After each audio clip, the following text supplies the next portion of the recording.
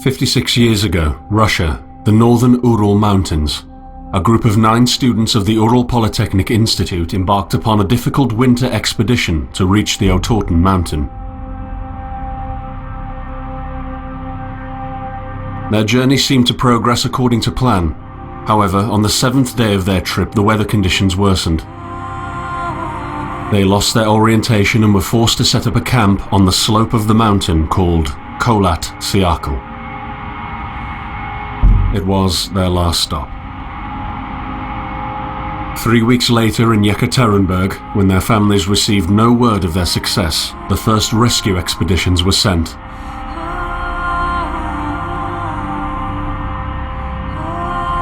On February 25, 1959, an abandoned encampment was found.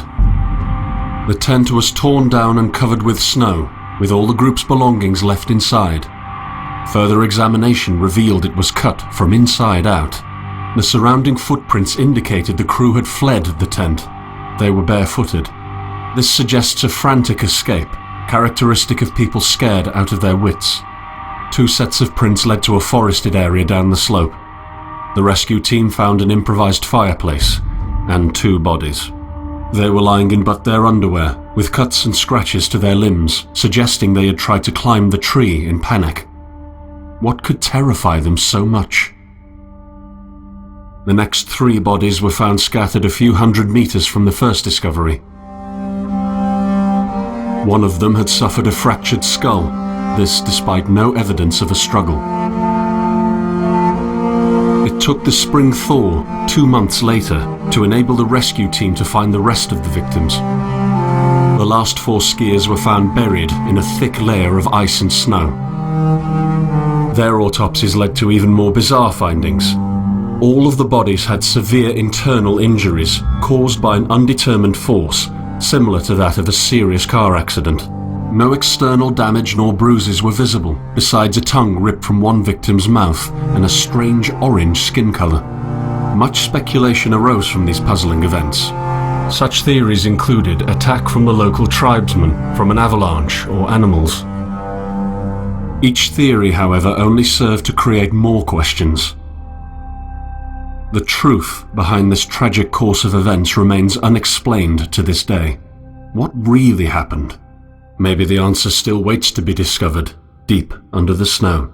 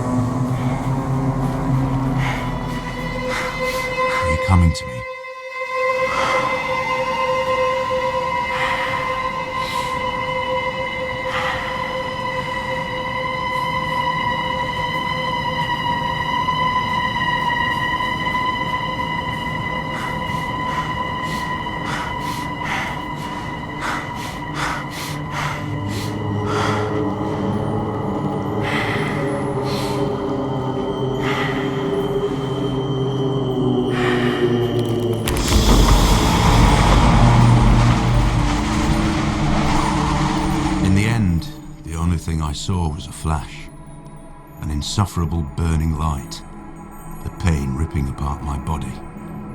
I felt it tearing out of my soul. After a while, I was nobody, nothing. The light went out and I vanished into overwhelming darkness. I welcomed the end with delight.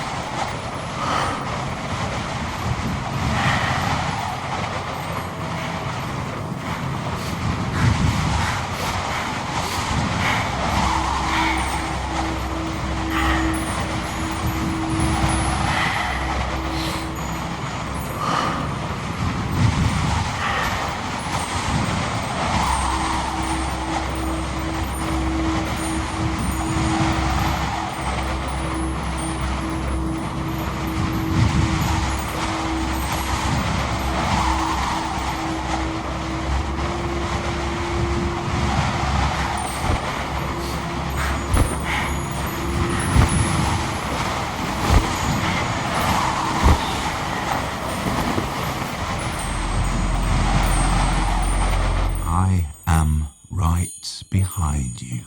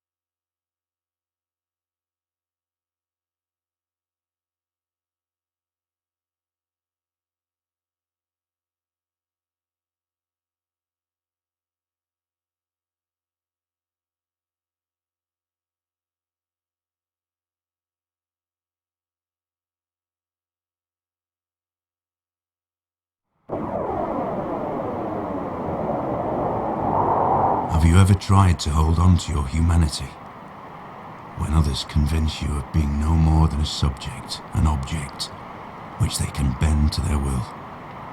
When they told you that you were a monster that deserved punishment, and you could really not remember your sins?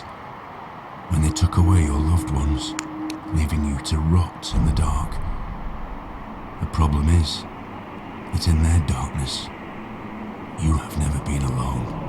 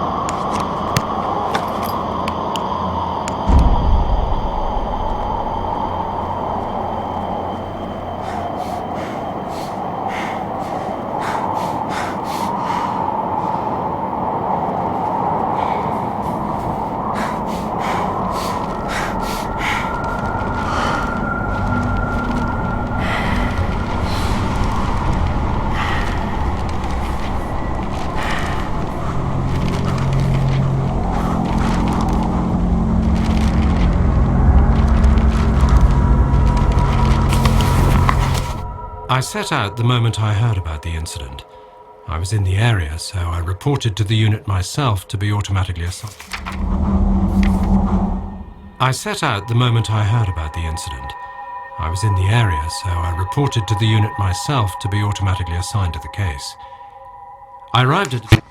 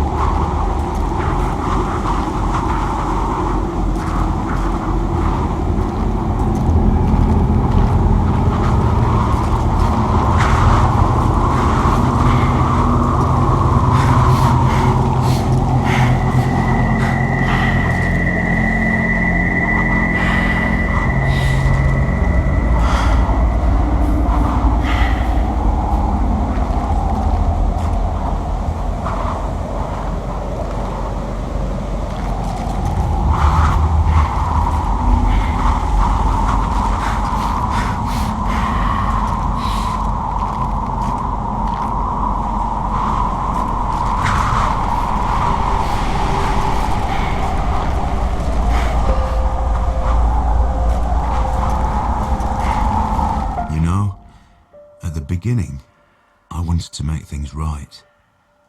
I believed God itself touched me. That I have received a chance, a compensation for the evil that was brought upon me. And I understood that it is not God, or good, or restitution. Just a tool of revenge.